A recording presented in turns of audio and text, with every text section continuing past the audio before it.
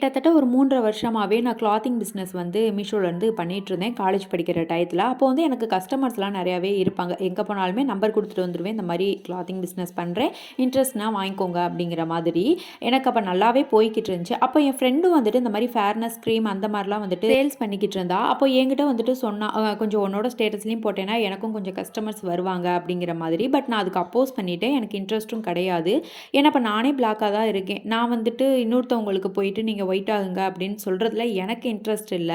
அ இன்னொன்னு அவங்க அழக பத்தி டிஸ்கிரைப் பண்ற இதுவும் எனக்கு கிடையாது. ஸோ அதனால நான் அப்போஸ் பண்ணிட்டேன். என்ன நினச்சான்னு தெரியல. என்ட்ட பேசக்கூட இல்ல. பட் நான் அத பெருசா கண்டுக்கவும் இல்ல. இத ஏன் நான் இங்க சொல்றேன் அப்படின்னா, நம்ம சேனல்ல கூட ஒரு சில பேர் வெள்ளையாகறதுக்கான டிப்ஸ் சொல்லுங்க. நான் ரொம்ப கருப்பா இருக்கேன் அப்படிங்கிற மாரிலாம் வந்துட்டு சொல்லியிருந்தீங்க. தயவுசெய்து வெள்ளையா இருந்தா தான் அழகு, கருப்பா இருந்தா நல்லா இல்ல அப்படிங்கிற எண்ணத்த மாத்துங்க. கருப்பு தான் சொல்லப்போனா அழகு. ஆல்சோ மித்தவங்க சொல்றாங்க அப்படிங்கிறதுக்காக உங்க கலர நீங்களே ஜட்ஜ் பண்ணாதீங்க. உங்களுக்கு என்ன தோணுதோ அதன்படி பண்ணுங்க.